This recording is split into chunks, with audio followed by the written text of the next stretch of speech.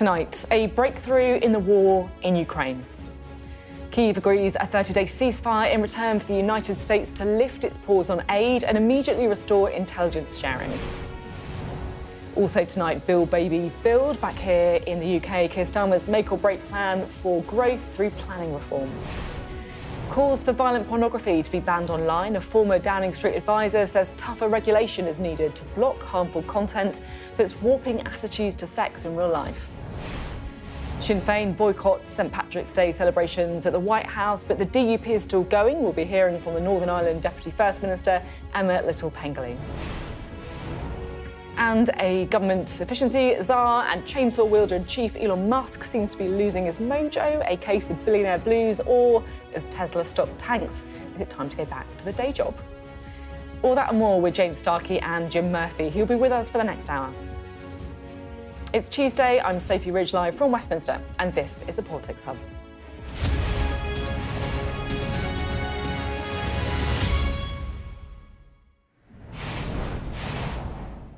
Hello, good evening. We start with breaking news today on the war in Ukraine, as President Zelenskyy has said he's ready to accept a 30-day ceasefire in exchange for the United States lifting its pause on intelligence sharing and military aid. Well, the US Secretary of State Marco Rubio told reporters that the ball is now in Russia's court after meeting with the Ukrainian delegation. Today, we made an offer that the Ukrainians have accepted, which is to enter into a ceasefire and into immediate negotiations to end this conflict in a way that's enduring and sustainable and accounts for their interests, their security, their ability to prosper as a nation. I want to personally we both want to thank the Kingdom of Saudi Arabia, His Majesty, for hosting us, for making this possible. They've been instrumental in this process, and we're very grateful to them for hosting us here today. And hopefully we'll take this offer now to the Russians. And we hope that they'll say yes, to peace. The ball is now in their court. And but again, the president's objective here is, number one, above everything else, he wants the war to end. And I think today Ukraine has taken a concrete step in that regard. We hope the Russians will reciprocate. Well, our US correspondent Mark Stone is at the White House for us. The ball is now in Russia's court. It feels like it's a bit of a shift in tone from the US.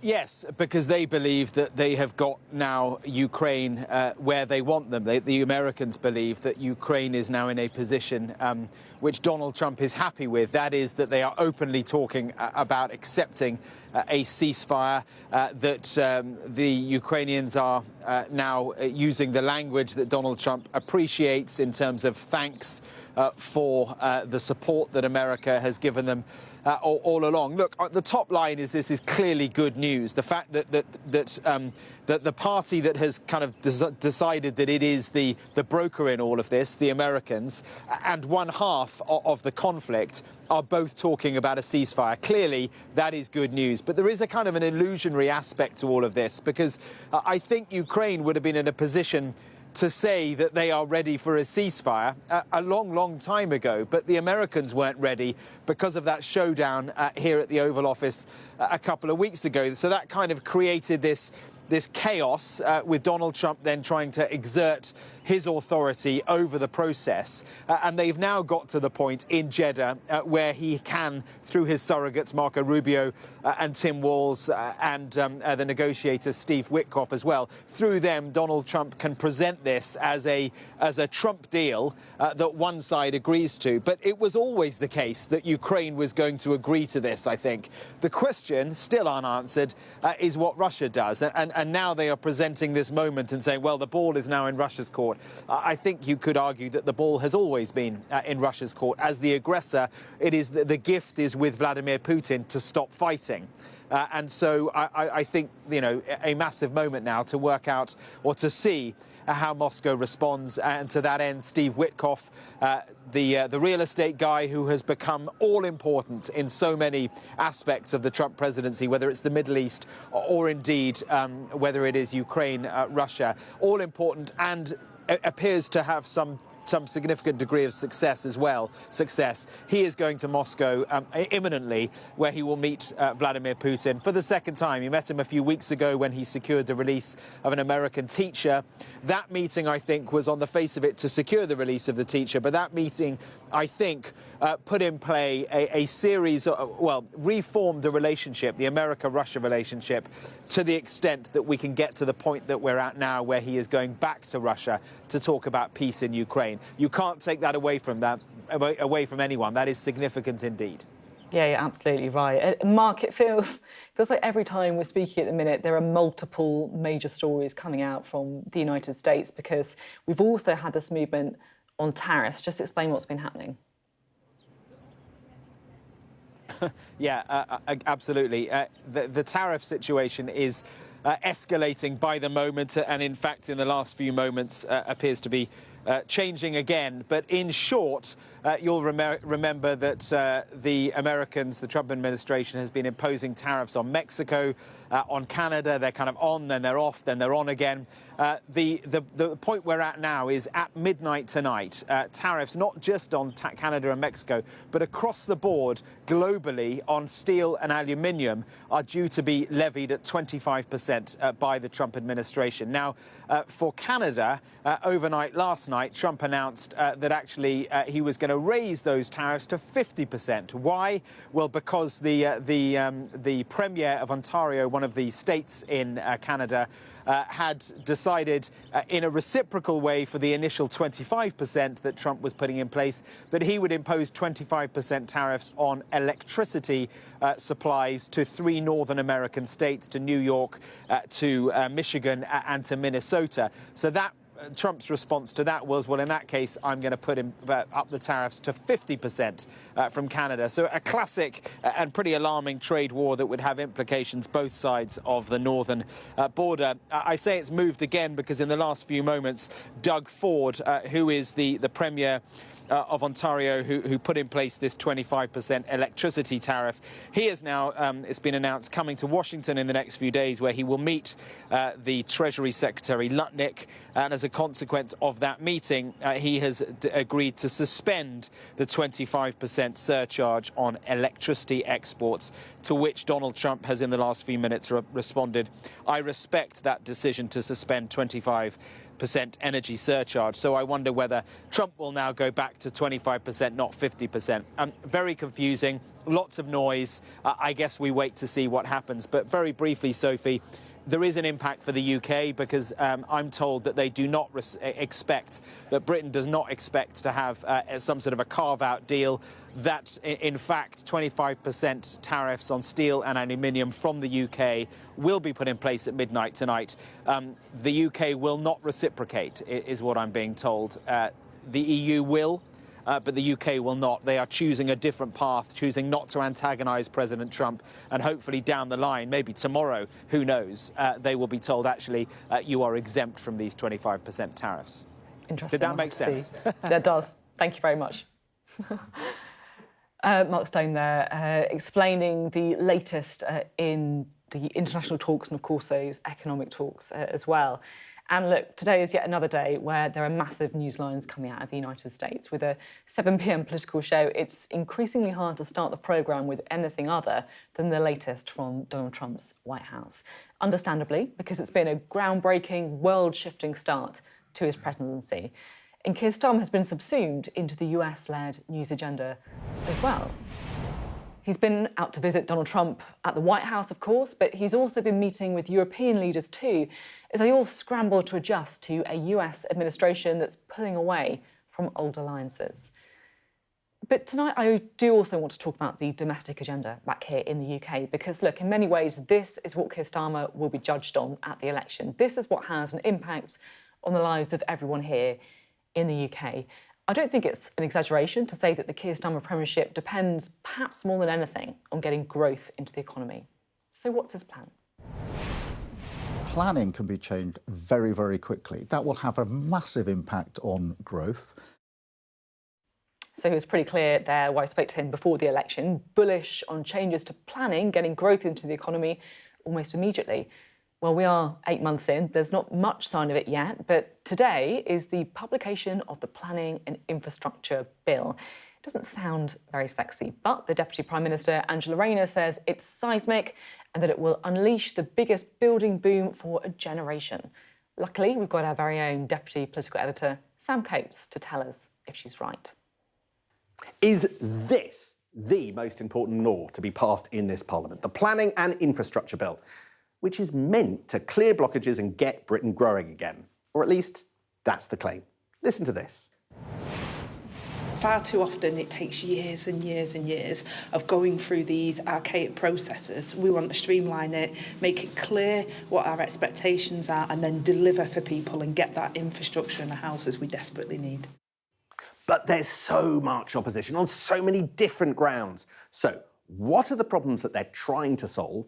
And does this legislation actually do that? Right, look at this. This is the Lower Thames crossing. Or it would be. It's just a picture, because £1.2 billion has been spent on this project without a single shovel in the ground. And the planning document alone runs to 397,000 pages. So what this bill does is looks to streamline who you have to consult. It reduces the number of bodies that developers have to ask permission and advice from. And, it's quite controversial, moves more decisions away from councillors and towards council officers, which effectively means less local democracy. But pro-growth campaigners, well, they're pretty happy with this bit of the bill. So let's see whether it works in practice. Now, look at this. An empty site on Teesside, where a new gas-fired power station ought to be. Well, the construction's on hold because of court challenges, costing developers £100 million every 3 months. The planning bill tries to limit the number of consultations of meritless cases, but most cases have merit, so it's not clear that this will make a big difference, and it doesn't deal with taxpayer-funded green challenges of the sort causing the delays in Teesside. Now, look at this. Keir Starmer kept saying he didn't want to see any more of this, the HS2 bat tunnel, a £100 million, 1 kilometre shed to protect an estimated 300 bats in the nearby woodland. So this bill will allow developers to pay into a nature recovery fund, which should allow building to proceed while others take care of environmental impacts. But while that plan could work for housing development, experts don't think it'll prevent another bat tunnel. And that's partly because existing environmental regulations all stay on the books. Right, getting Britain connected, massive priority for this government. More pylons through the countryside generates lots of local opposition, however. The planning bill offers £250 a year for those affected, which campaigners say is peanuts. And bigger reforms have been delayed until later. These two, now they have promised a revolution. But does what we've seen today in the planning bill actually really change the incentives to spur growth? We're only really going to know in 3 or 4 years.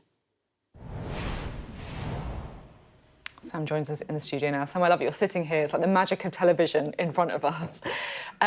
So what is your assessment on this? How much is it going to change? How dramatic is it going to be? Well, you've got to understand, Sophie, that this government has got 2 massive targets. One is the 1.5 million homes target and the other is clean energy by 2030. Neither of those are easy. Both of those are going to require doing things differently on a new scale. And does this bill do it? Well, it does some of it. The judgment from campaigners is that these are useful reforms that could make a difference. There's a sort of hint of incrementalism about some of them, and some of the bigger reforms, as I was saying there, have been pushed off to another day. There's talk of, for instance, zonal electricity pricing. Could that be an answer to try and get electricity prices down and more renewable energy up and running? Possibly. What's interesting, though, I think, is watching Keir Starmer and the way that he's navigating this debate, because he has set incredibly bold targets and made aggressive promises. Things like promising there will be no new bat tunnels under his administration. But when you go into the detail, you can't make that promise on the basis of the legislation. Experts have been through all the notes, part of this bill, and it's just not something that you can say definitively. Ministers out there trying to claim something I'm not sure, according to experts, is necessarily true. I do worry a bit with Keir Starmer on domestic policy. Sometimes he says things, but they're still in the process of working out how to deliver it. Because growth, I mean, like for all governments, but growth is so central to this project, you know, particularly if we're going to find a way of paying for this increased defence spending as well, right? You know, edging up growth a couple of percentage points would make all the difference, but it's not as easy as that, right? No, I often come back to that defining interview that you did with Keir Starmer last year that you showed a bit of, where he basically said the key to growth was unblocking the planning system, and that was going to be more money in the Treasury coffers to pay for public services.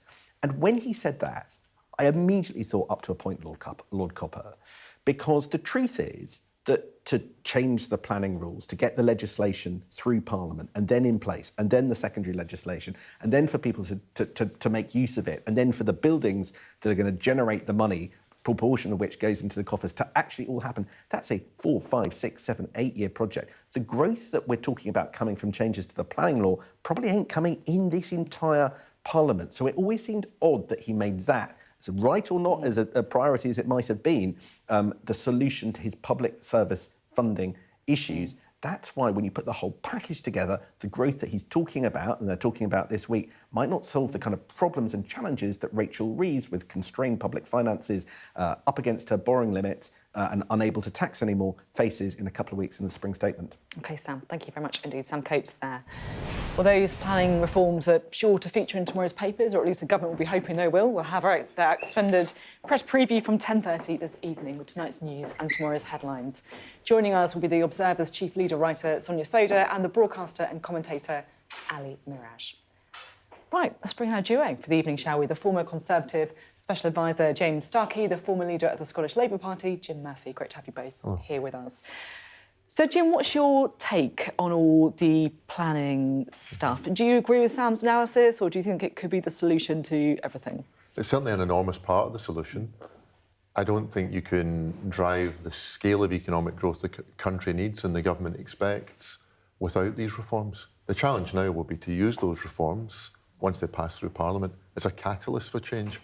But we're all going to have to get used to, if there's a major planning application within our earshot, our view, we're going to have to get used to not having as big a say on trying to block these things in future, because pylons have to be built somewhere. Tunnels have to be dug somewhere. Houses need to be built. And sometimes that will be in the proximity of you, of me, some of your viewers. And in the absence of being able to do that, we're not going to drive the economic growth that will enable us to pay for the public services. Not enough people of working age in this country, to pay for defence, to pay for the health service. It can only come from further economic growth. What's your take on it? I mean, I think it's one of the... When Labour came in, it was one of the clearest plans they had, bringing into government this and the workers' rights were probably two really... They had a very clear idea what they wanted to do. And I think if you listen to industry and businesses welcomed changes to the planning system, I think who doesn't really agree that that needs to happen? And so a lot of the things that are bringing in uniformity across the country, trying to streamline the process, giving confidence to developers and so on, I think they're necessary.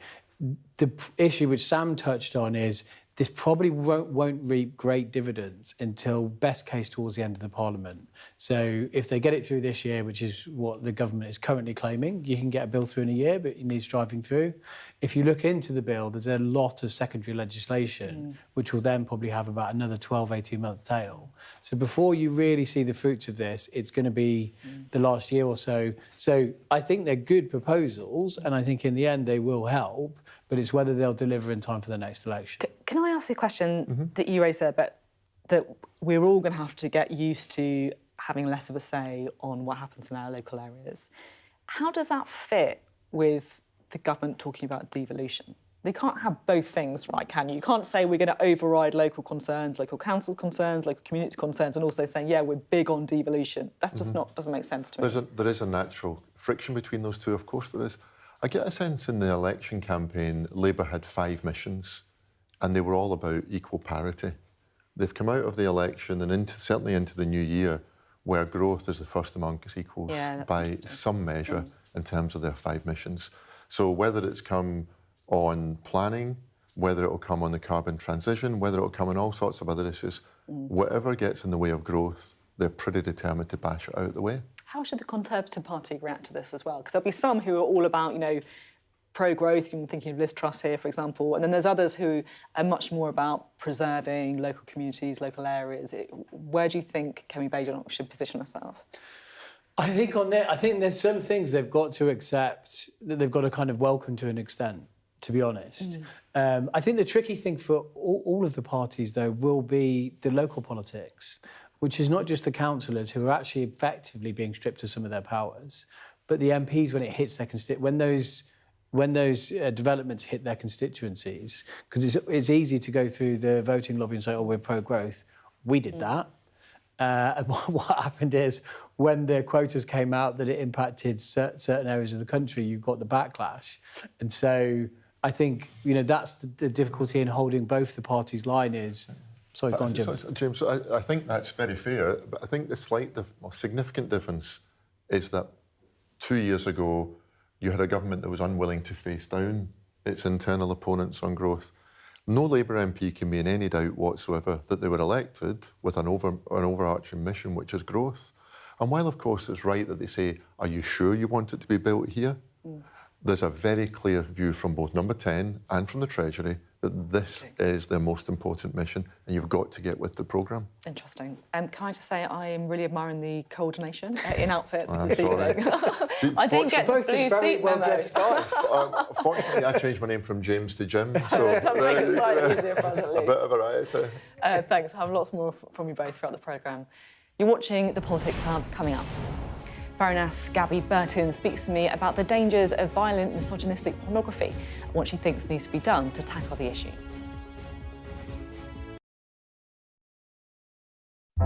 Big stories don't always come from big cities.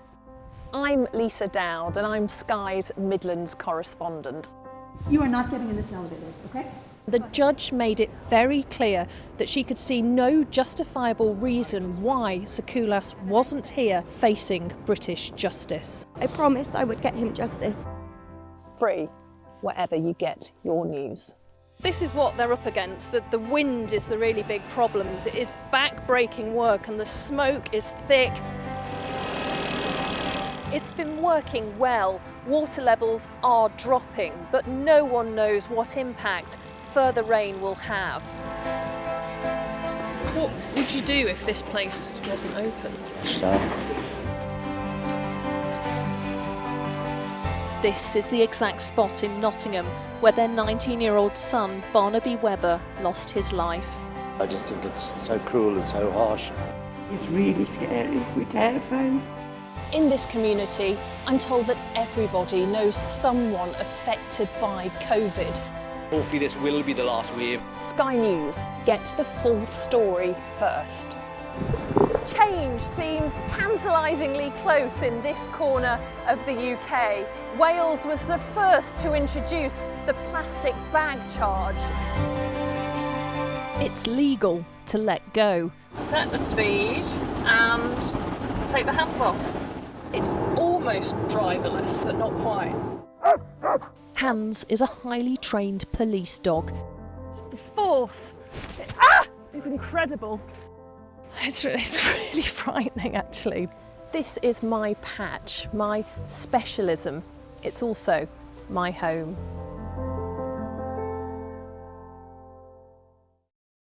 We're rolling. Welcome to the world. Our new podcast, starting now. It's very exciting. Every week, we'll be reporting from the world's trouble spots. We get to hold those in positions of power accountable, and we get to ask the questions that the audience, the listeners, want to know about. And that's why it is so important that people tune in, come along for the road, come along for the journey. It'll be fun.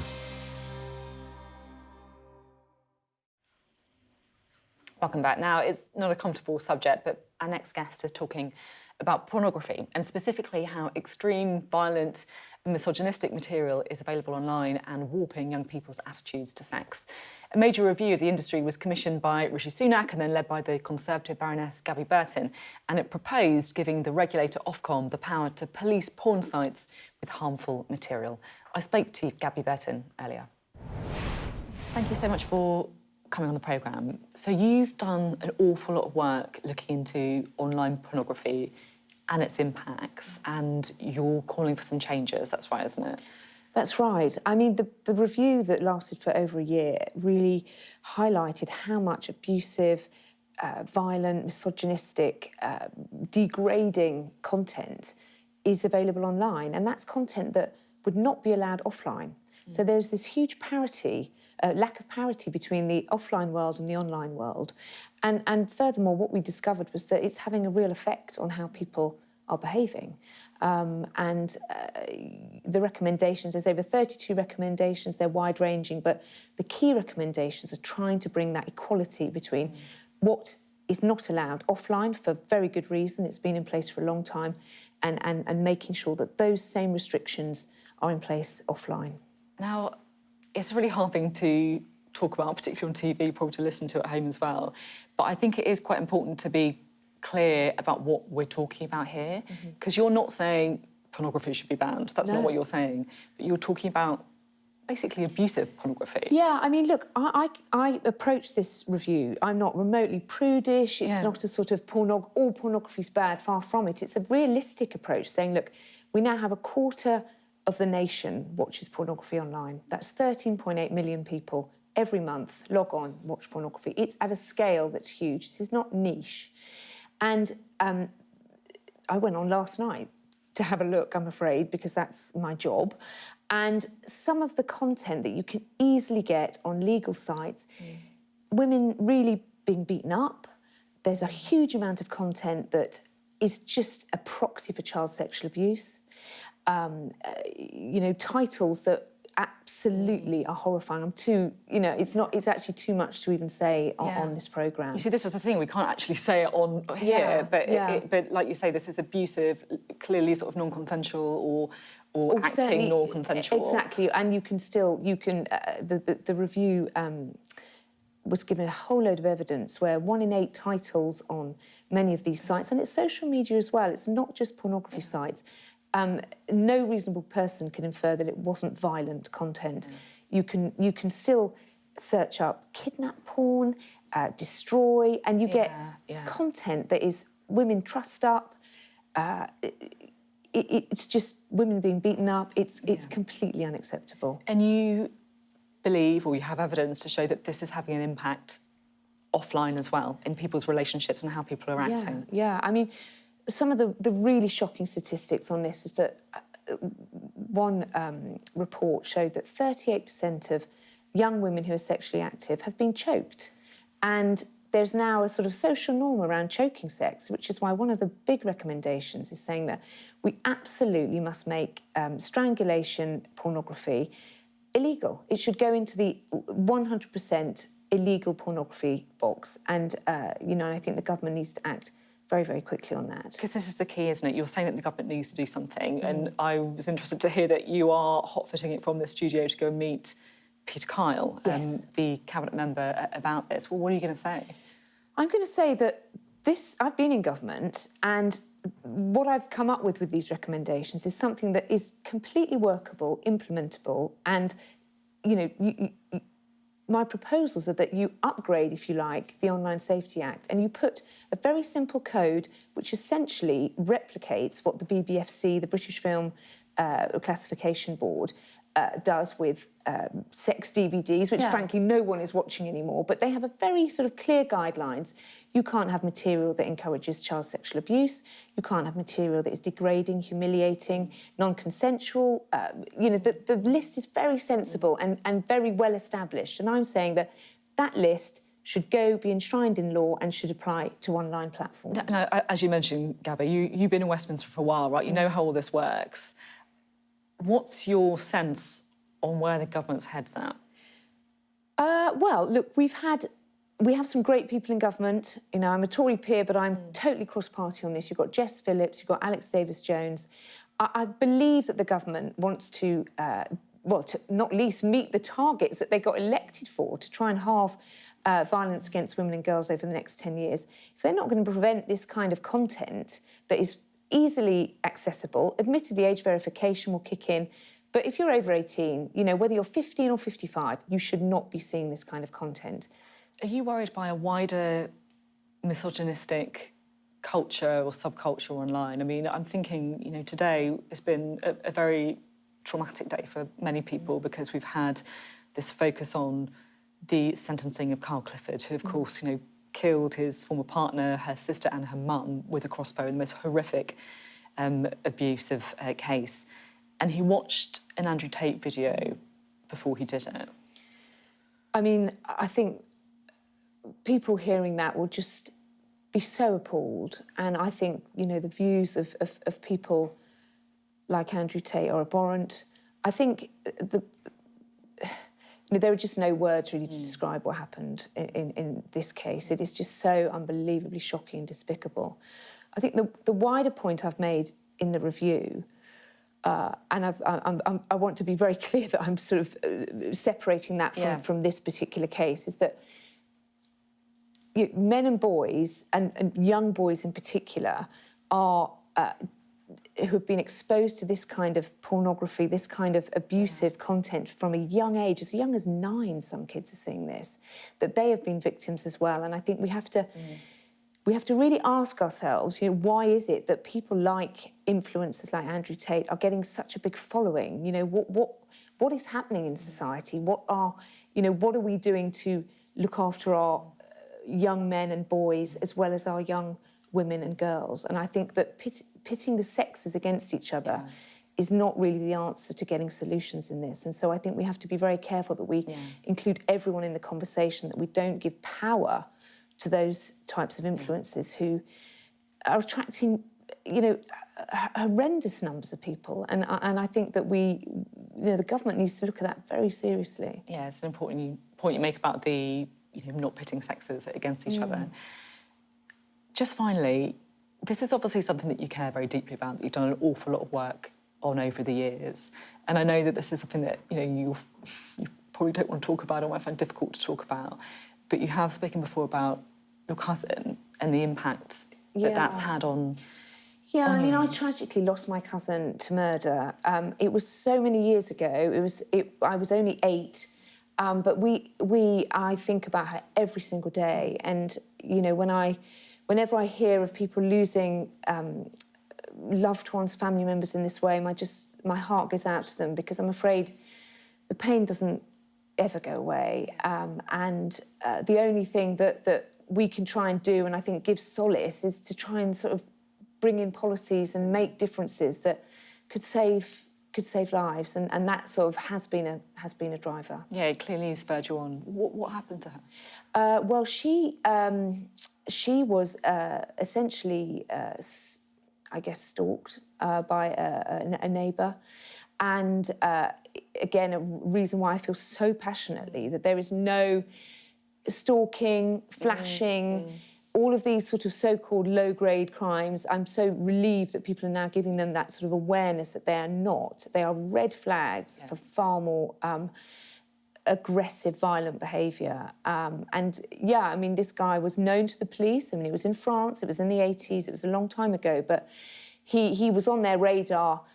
You know, in those days, very little was done. And you know, he had lots of girls that he sort of harassed, and tragically my cousin was murdered by him. And it's something that our family's never got over, really. Yeah, well, you're clearly, you know, doing her justice by trying to make things better for the next generation of women, so thank you. Thank you.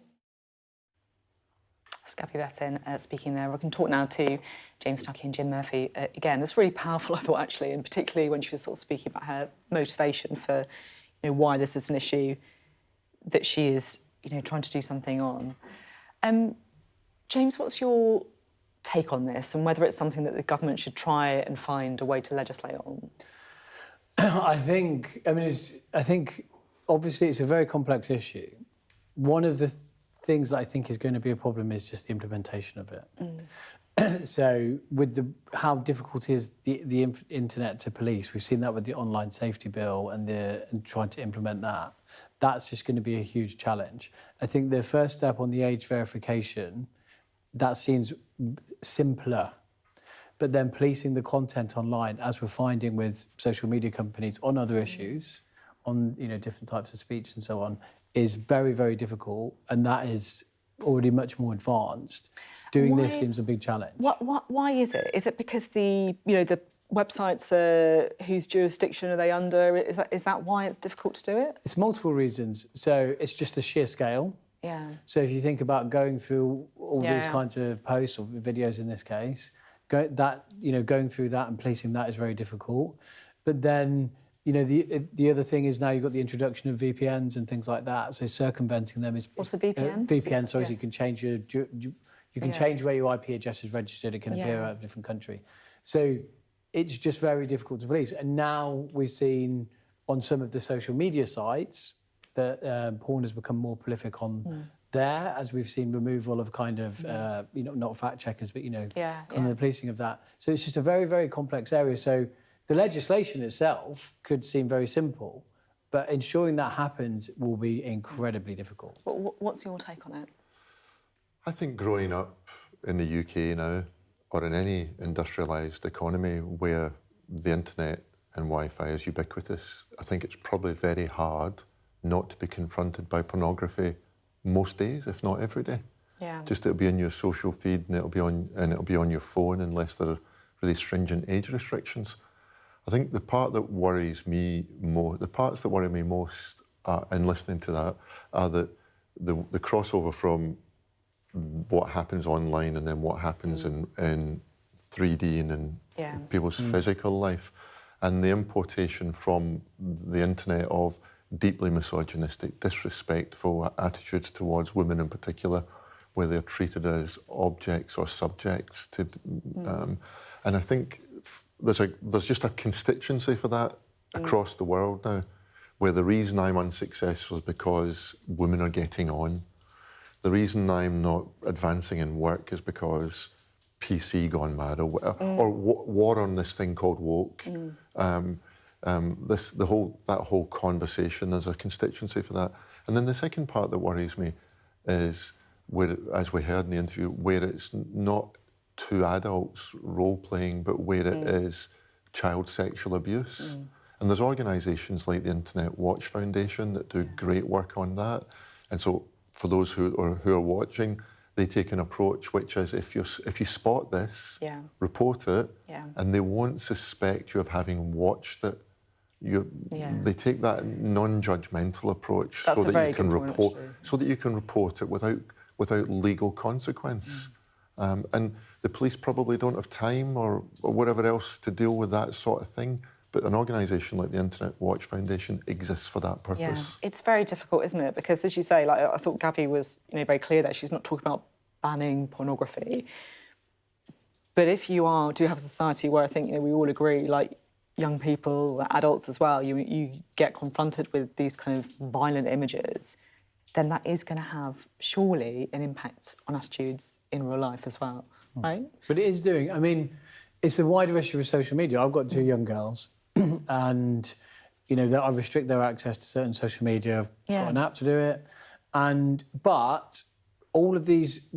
I mean, I'm just so glad I didn't grow up with the level of social media we've got now, because it's clearly, and you can read articles and speak to friends. Women will tell you this is affecting, frankly, how men then behave in the bedroom because they're watching this kind of quite extreme stuff. But more broadly, it's kind of I look at my girls and they think that that's how I should look, and these are the kind of possessions I should have, and we all do that to an extent. I did that. I think when I was a teenager, I got GQ and thought I should look like James Bond. Fortunately, it hasn't worked out for me. But equally, now it's just flooded. You've got your phone with you all the time, and that's a difference. You almost can't, as Jim was saying, you almost can't get away from it. And so all these things that are going into young people, which is why the kind of education you need at younger ages, the girls are hitting their early teenage years, they're doing consent at school and helping understanding things. You've got to do that. Equally with the boys, you need an education piece to tackle some of the stuff as well. So it is a really complex issue, and it's very, very difficult. Really interesting debate. Thanks both very much. Indeed, good to have you on that. Coming up next on the Politics Hub. Sinn Féin boycotts the St Patrick Week trip to Washington over the White House positions on Gaza and Ukraine.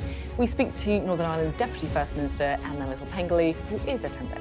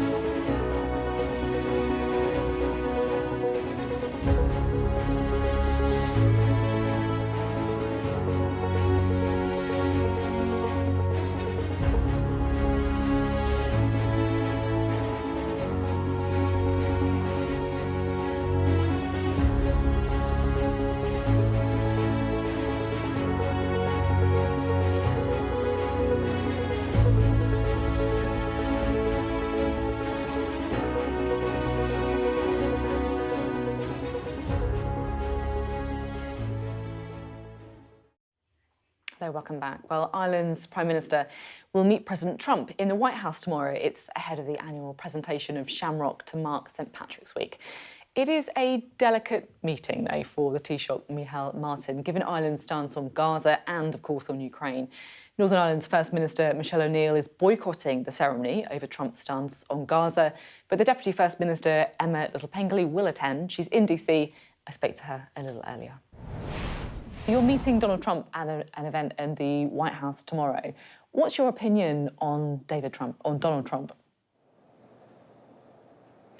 Well, I think I'm here very much representing the Northern Ireland government, representing Northern Ireland. So my message to the President and to those I engage around the administration is very much about championing Northern Ireland, the opportunities that we have, the collaborations that we have in terms of trade and business and many other areas as well. So, of course, I think positive news seems to be emerging this afternoon in terms of the Ukrainian situation. There's obviously a number of big issues also happening this week in Washington, D.C., but Northern Ireland gets an unparalleled level of access over this week, and that's why I'm here. You didn't answer the question about what your view is of him, though. Well, look, my view is that I'm here as Deputy First Minister of Northern Ireland, representing Northern Ireland. I'm engaging with Donald Trump as President Trump, the holder of the office of President, and I'll be engaging with him on the promotion of Northern Ireland. You said you're there representing Northern Ireland, but the First Minister, Michelle O'Neill, is boycotting the event. Is she right to? Well, I don't agree with Michelle O'Neill boycotting this, and I'm quite sure that she wouldn't agree with me coming along. But of course, it is a joint office. We are jointly a First and Deputy First Minister. It's a co-equal office, and I'm here representing the Northern Ireland Executive in my official capacity. Look, my view is that this isn't about the personal opinions or views of the person that holds the office of President. This is about engaging with the office to the promotion and to the benefit of the people of Northern Ireland. I'm prepared to step forward and to do that. I think, of course, we've had unparalleled levels of that access over many, many years, and I think that is something that we ought to cherish, and we should, where at all possible, try to influence the administration and, of course, the President to the benefit of the place that we serve. Talking about trying to act for the benefit of Northern Ireland, one of the really big things that we've heard a lot of from Donald Trump is on tariffs, his favourite word we're hearing. He's warned the EU that he could impose tariffs of 25% on goods.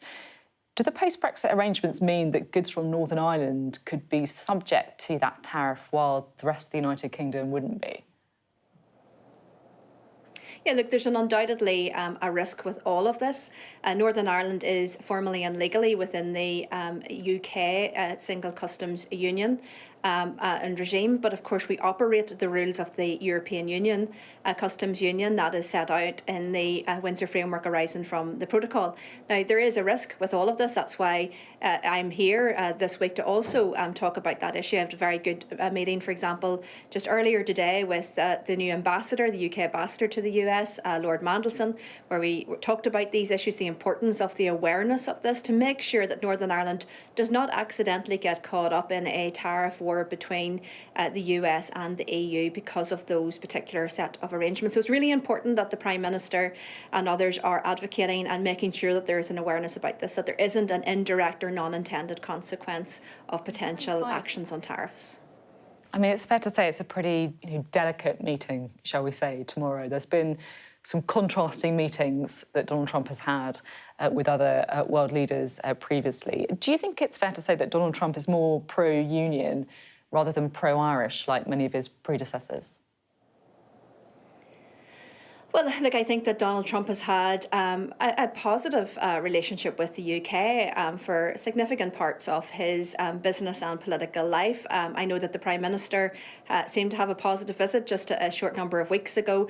I want to help and support, build on that by establishing those relationships as well, not just, of course, with the President, but with the administration and wider administration. It's incredibly important with so much going on, I think, in terms of global political events, that there is that awareness around the particular particular circumstances, particularly if you're a small place like Northern Ireland, where there could be impacts, but very conscious that Northern Ireland may not just be right at the top of the awareness or the agenda when people are discussing these big global issues. So, that's why I'm here. I'm here to champion Northern Ireland, to make sure that people are aware of those issues and the impact on Northern Ireland. And of course, as well as that, to promote, the wonderful things that, and opportunities that we have, particularly around strengthening those business relationships.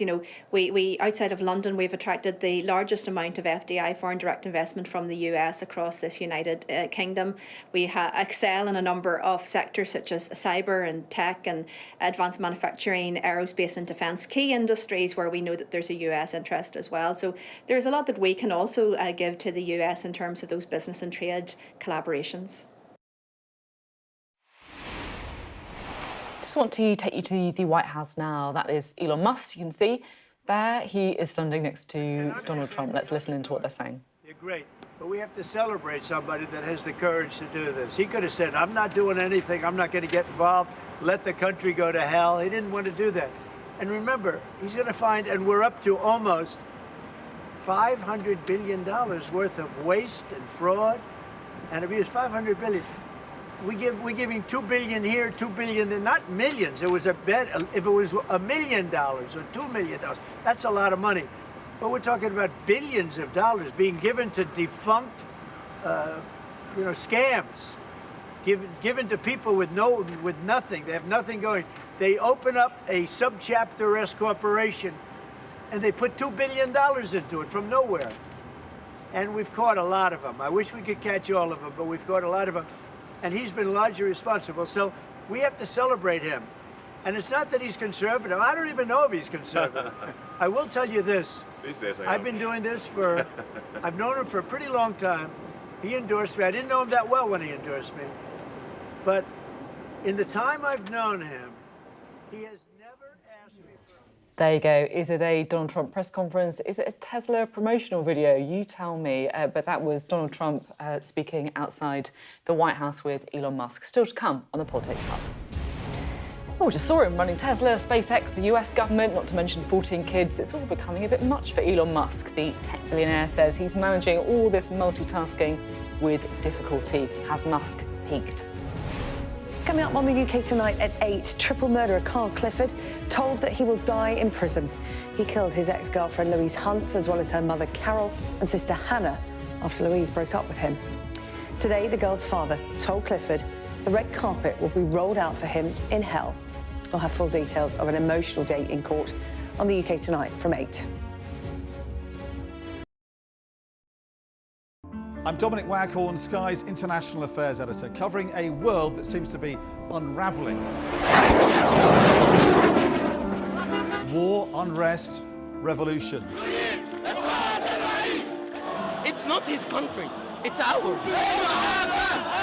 They have succeeded for the first time in their country's history in removing a leader from power. No freedom! Sky News, the full story first. There was fighting here, but there's clearly now a lull, and they're using it to bring up more ammunition. This is a mass exodus in which Russia is hemorrhaging some of its brightest and its best. According to the local weather channel, there have been more than 2,500 lightning strikes and flash flooding, all on top of this week's lethal tornado. What stays with you most in this job is some of the people you meet. What is your worst fear about what the Russians want to do to the children? They're just boosting demographics by stealing young people. Would you like to take the opportunity, Mr. President, on Sky News to invite Barack Obama to come here? Mr. Trump, are you running for president? Can you confirm it? We're going to take a look, a very serious look. On that day, we saw your fighters killing women, killing children. Was that a mistake? Did you go too far? You couldn't control your fighters? The full force of the state is being used to crush any protest. Free wherever you get your news. It's half an hour now past the deadline that Hamas issued, and we've now seen a third barrage of rockets coming in. Another alarm. The mood here is jittery and nervous.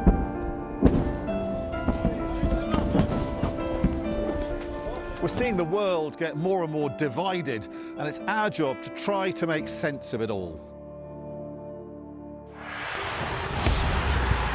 exclusively on Peacock. 2 teams, 1 city, everything on the line. Gloves off, let them rip into each other again. Arsenal. Oh, that's a brilliant strike! Victory can keep their title hopes alive. Arsenal flying! But Chelsea need all 3 points in their own chase for top 4. Who else? This is the Premier League. Streaming on Peacock. Hello, welcome back to the Politics Hub. Now, Elon Musk certainly has a work ethic. Frankly, it puts the Politics Hub team to shame because between heading up multiple companies, plus, of course, the US's Department of Government Efficiency, not to mention fathering 14 children, the man can definitely multitask. But you know what? Everyone has their limit. And as Tesla shares plummeted this week and several outages were experienced on his social platform X, the Doge chief said that he's running his business with great difficulty. And it all started so well. Elon Musk, who is in the gallery tonight, and astronauts into space. Thank you. Take over, Elon. Yes, take over. This is the chainsaw for bureaucracy. Chainsaw! Your stock is way down. You've been criticized left and right. How are you running your other businesses? With great difficulty.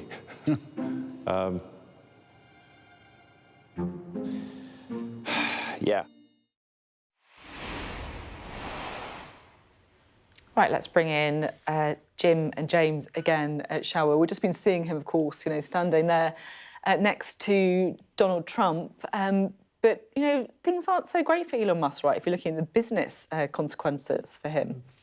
I think if you look at Elon Musk in complete isolation, perhaps if you froze him in time 5-6 years ago, you'd think, what a remarkable businessman he is. 2 other ways to look at it, though, is his behaviour in Germany in the recent German election, encouraging support for AfD. At its best, you can say, the most generous you can say is they have quasi-fascist elements. And it's interesting that Germany is the country where Tesla's market share has fallen the most. And the second thing is, I don't sound it, but I grew up in South Africa. And Elon Musk grew up there as well.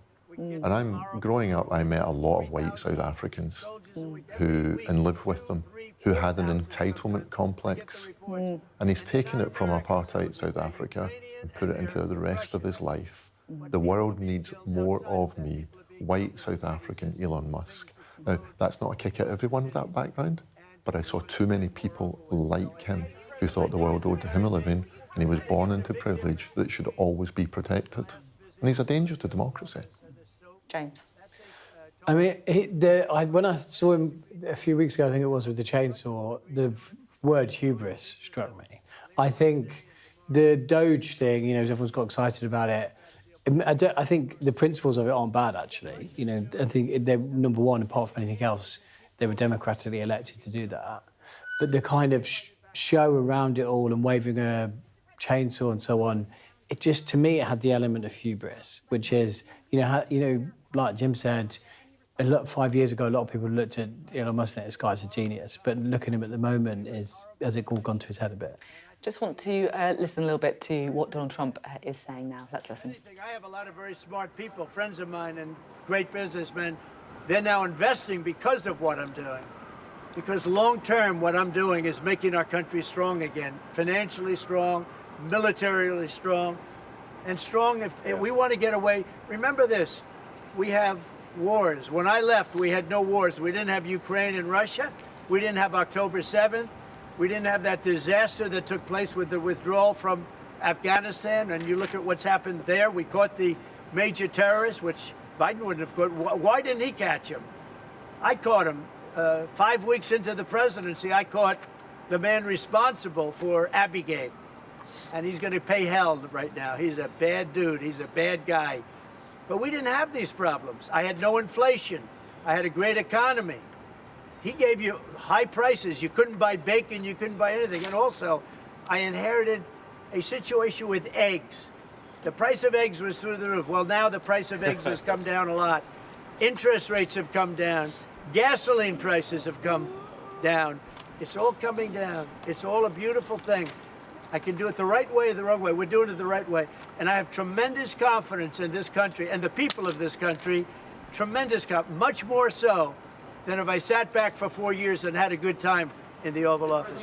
I want to look at cars. Mr. President, I have an announcement to make that I think would be helpful. I want to say, as a function of the great policies of President Trump and his administration, and as an act of faith in America, Tesla is going to double vehicle output in the United States within the next 2 years.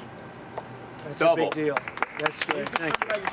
And by the way, he makes one car. This one I don't understand. This one I don't want, but that's okay. Without a steering wheel, it comes out next year, right? Yes. Explain that, please. Yes. Well, the Cybercab starts production in Texas next year, and it's self-driving. We have so much confidence in the self-driving nature of it that it'll actually not have a steering wheel. It will not have pedals. It'll either self-drive or not drive at all, but it'll self-drive. President Trump. And I'm going to pass on that particular. Before this event today, when's the last time you bought a new car? Well, I buy a lot through my children because they run the company now. But I used to buy a lot. I haven't bought a new car in a long time. What was your first car? The only thing I know is the Beast. I got a big car with very thick windows and thick side panels. Is that going electric? We buy a lot of cars. Actually, I bought this one for Kai. Do you remember your first car? The Ontario Premier calling you and giving you his decision about the electricity surcharge, and you said you were pleased about that. Will you make a different decision now about the tariffs on Canada? Will you reduce it? At that, but probably so. Yeah, he was a gentleman. Will you reduce it back? He was a gentleman. Look, I said it before. We give Canada $200 billion a year. We subsidize Canada between all of the things we give them and trade. We give them. We don't have to have cars made in Canada. We don't have to have lumber from Canada. We have tremendous lumber. We have tremendous trees. All I have to do is unfreeze them from some of the restrictions that we're putting on. I can do that with an executive order. We don't need energy. We have more energy than anybody else in the world. So we spend $200 billion a year subsidizing Canada. We don't have to do that. And frankly, the way that gets solved is Canada should honestly become our 51st state. We wouldn't have a northern border problem. We wouldn't have a tariff problem. They don't have much, they spend very little, as you know, the least of almost anybody on military, and we spend the most of anybody on military. We have a great military. I rebuilt the military during my first time. We're going to have to rebuild it a little bit again, not that much, but we're going to have to rebuild it a little bit again. But Canada would be great as our cherished 51st state. You wouldn't have to worry about borders. You wouldn't have to worry about anything. And by the way, Canada is very highly taxed, and we're very low tax. We're considered a low-tax nation because of me, because I cut the taxes so low. So the people of Canada would pay much less tax. It makes a lot of sense. And by the way, when you take away that artificial line that looks like it was done with a ruler, and that's what it was. Some guy sat there years ago and they said, rah. Well, when you take away that and you look at that beautiful formation of Canada and the United States, there is no place anywhere in the world that looks like that. It's plus Greenland, so of course. nice. Plus Greenland. And then if you add Greenland, that's even. That's pretty. It's going to look beautiful. Okay. What are you going to tell the CEO? I'm going to look at this. I'm going to make a decision. Do you want to hear what my decision? Let's see it. Okay. What's your best of these cars? What do you think? Well, the car that I drive is the Model S Plaid. Which is that one? That red one in the middle. I like that. Yeah. Yeah. I like that. It's 0 to 60 miles an hour in 2 seconds. It's faster than a Ferrari. That's pretty fast. I don't know if my people can handle it. They're gonna be using it more. I'm not allowed to use it. It looks fast. That's a fast one. Just to be clear, for the 50%, is that going to go into effect on Canada or not? Which one? The 50% tariffs? I'll let you know about it. Yeah, okay. I'll let you know. But I appreciated his call. I thought it was nice. This is beautiful. Whoa! Should I get in? Get in! Okay. Have you ever sat behind the steering wheel of one of these? Of a Tesla? Do you want my notes? Yeah. They gave me notes. I said, I'm not Biden. I don't need notes. I'll take a look. I can take it. Thank you. Let me get into this sector. I'll watch Secret Service go crazy. Thank you. I mean, if you actually drove it around, it would really be wild. Beautiful. Wow. Thank other side. That's beautiful. This is a different panel than I've had. Everything's computer. That's beautiful. Wow.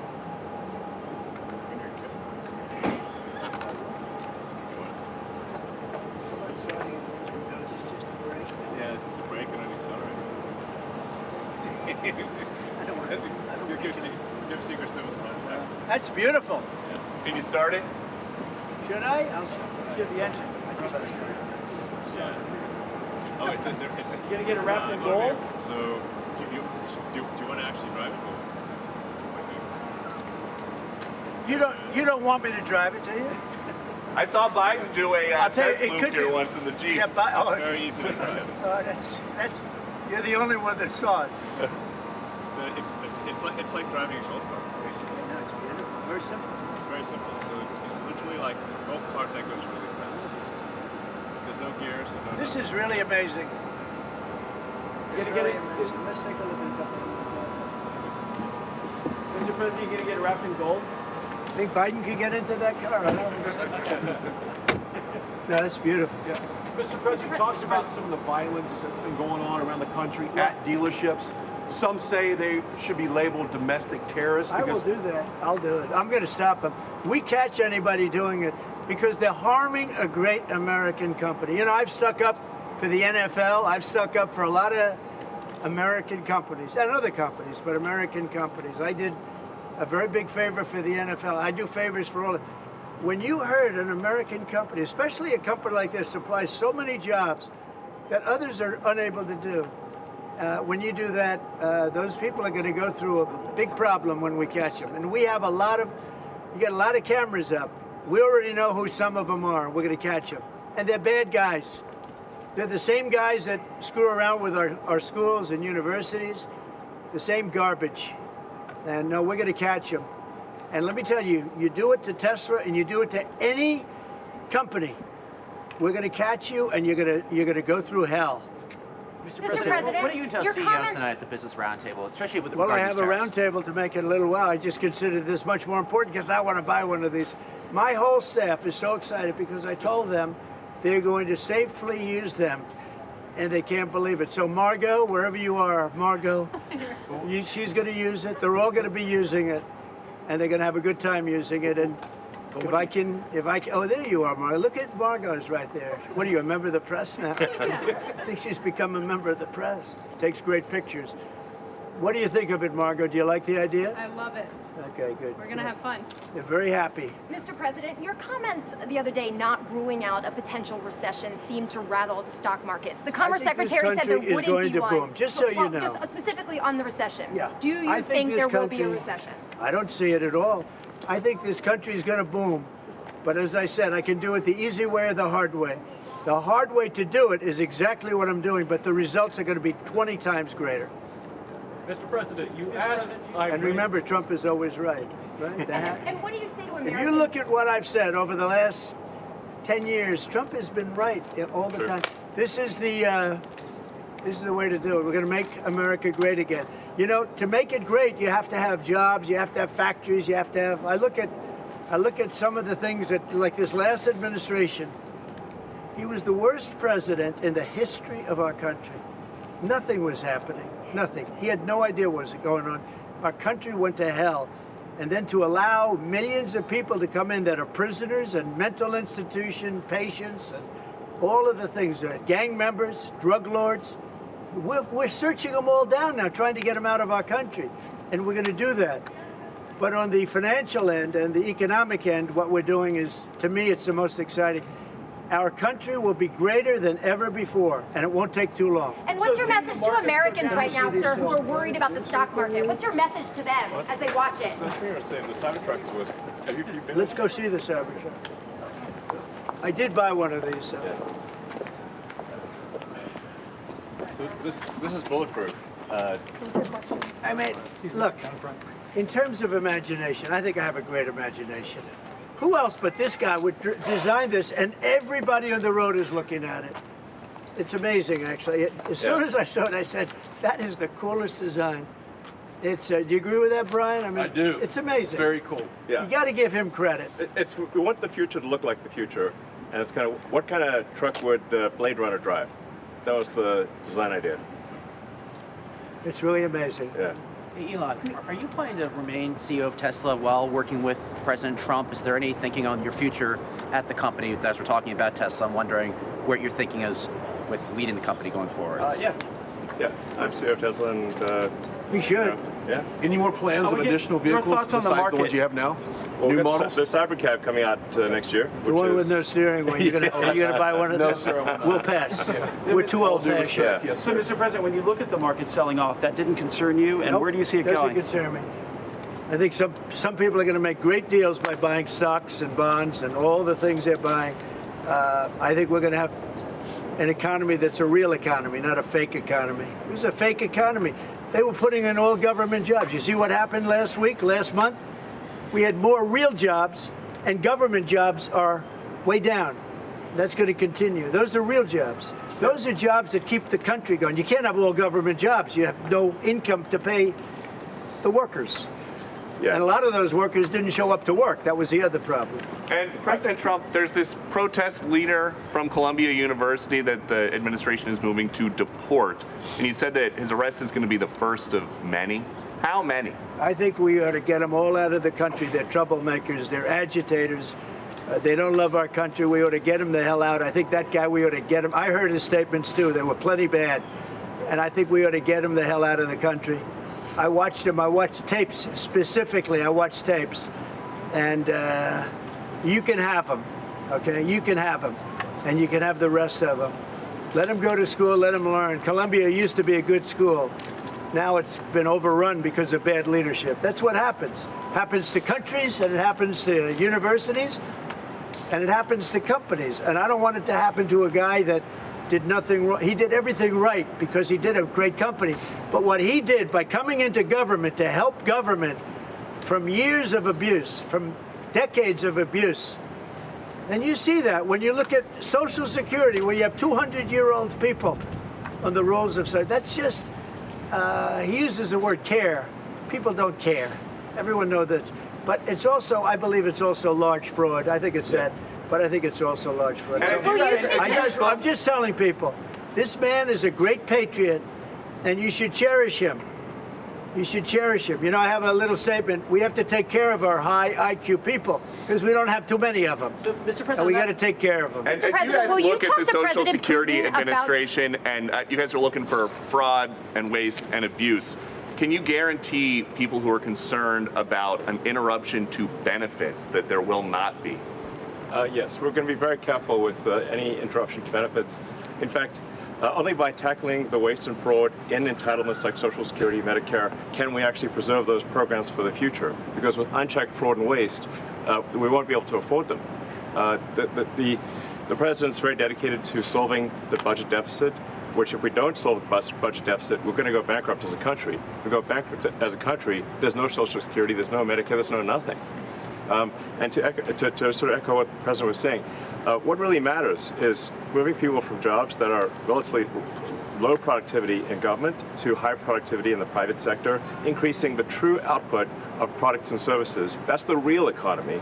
That's what actually enables Americans to have a higher standard of living, and that's what's happening. And that's, I think, you'll see the truth of that in the months to come.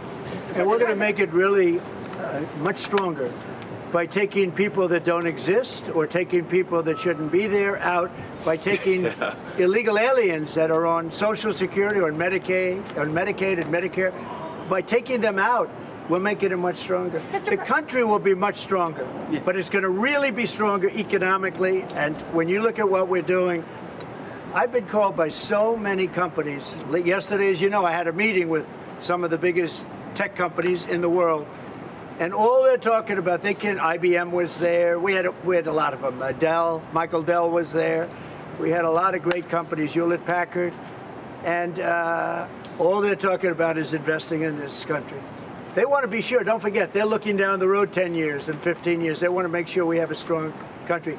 They're all coming in. As you know, Apple, Tim Cook, he said that he's going to invest $500 billion in the United States. He never did that before. He invested in China. He's got his plants in China. And now he's got them, going to be building them in the United States. And if I didn't have a victory in that election, he wouldn't be doing it. And if I didn't say what I'm saying, and I'm being very honest, and it's much more difficult than just sitting around and having a great time. It's a very glamorous position if you want to do that. We could have kept it, but eventually bad things would have happened. This way, good things. I'm very optimistic about the country. I think we're going to have the greatest markets we've ever had, and it's going to be really fueled by what we're doing. You had to see these companies yesterday. They're investing billions and trillions. They're investing trillions of dollars here. They wouldn't have invested 10 cents. Mr. President, will you talk to Vladimir Putin about this ceasefire deal? Do you think you need to have a conversation with him to get the Russians to agree? I'll talk to Vladimir Putin, yeah. When will I you want to talk get, to look, that's the other, it takes two to tango, as they say, right? So hopefully he'll also agree, and I really think that would be 75% of the way. The rest is getting it documented and, you know, negotiating land positions, etc. So you'll talk to him this week about the deal? So, yeah. So and when do you anticipate meeting him in person? In place on the Ukrainian side, how close do you think then you are to a total ceasefire with Well, I hope it'll be over the next few days. I'd like to see. I know we have a big meeting with Russia tomorrow, and some great conversations hopefully will ensue. The people have done a great job. Marco Rubio's been great. Steve Witkoff's been great. Michael Waltz. They're all, every one of them. They've really stepped up. They are into it. They want to see two things. By far, number one is death. The people that aren't citizens of our country, but they're people, just like you. They're people, and we want to stop. And we also don't want to give billions and hundreds of billions of dollars away. We're in there for $350 billion. And there was no reason this war would have never happened if I was president. So it's a very sad thing. Thank you all very much. I love Tesla. Which one did you buy? Wait, Mr. President, Which one did you buy? Mr. President, which car are you going to buy? The one I like is that one. And how does this work? And I want that same color. Are you going to put down a credit card? Elon, would you take a personal check from the president? I do it the old I give checks. Sure. I like checks. I think his credit's good. Do you still have access? You know, I like a check better than this modern system of all of a sudden there's money in your account, nobody knows. I like signing a check. You sort of, but we're gonna pay, and I don't want a discount. He would give me a discount. But if I do a discount, they're going to say, "Oh, he got benefits." I don't want any discount. What about a vanity plate? Yeah, let's see. Truth. All right, there it is. T-R-U-T-H. Can he download his playlist? That one got you by surprise. Playlist gets downloaded as well. You can thump your music driving around. You can do it. I just looked at that. I looked at that dashboard. You can do anything. Mr. President, do you think you buying a Tesla will boost Tesla sales and boost their stock? It does. Look. Was that your goal? I care by doing about this? one thing. When somebody's a great patriot, they shouldn't be hurt. He's a great patriot. He didn't know me from Adam until we met a little bit when I was in my first term, but he came out, he endorsed me very strongly, and I admired that and respected that, and I respected him for years. I respected him. And when there was a chance to help our government, you know, you're not going to use an average person. Some people would say, well, let's use somebody that failed in business for his whole life. You know, this guy has been amazing. And the kind of thinking is from a different age. It's really from a different age. When we said, let's cut 2%, he said, let's cut 60%. And he turned out to be right. And a lot of people are just not here. They don't work for us. I mean, they're getting checks and they don't work. And you know, Peter, look, we have so many different stats and so many different figures. And it's so embarrassing to us as a country. No, we're going to have a streamlined country with good people. And one of the reasons, and I called for it wasn't a cabinet meeting, it was just a meeting of some cabinet members and Elon. The one thing, and I think he agrees with me 100%, it's one thing to cut, but we want to cut the wrong people, meaning we want to cut people that aren't doing the job. We want to keep the right people. Absolutely. And I said, I don't want to just say we're going to cut 50%. I want to cut the people that aren't doing the job, the people that aren't there, the people that are scamming the system. And he agrees with that 100%. And are you sure you don't want to take a test drive? I'd love to do it. Maybe I'll do it some other time. Do you want Elon to keep working with you throughout your first term? I mean, is there going to be an end date for the two of you working together? I don't know. You know, I was thinking about that the other day. I think he'll know when it's time. Okay. Well, he doesn't want to stay around. He has up to 130 although days, I think he does like it. There's no place like the White House. Elon, Okay, so maybe. Would you want to stay? I don't think that. I think he wants to get the job done, get back to his businesses. That's what I think. I just want to. I'll stay as long as it's useful and productive, and if I can help the country, I'll stay and do so. Okay, thank you, everybody. Thanks, Thank President you. Trump. Thank you, President Trump. Good looking guy. Elon. Thank you.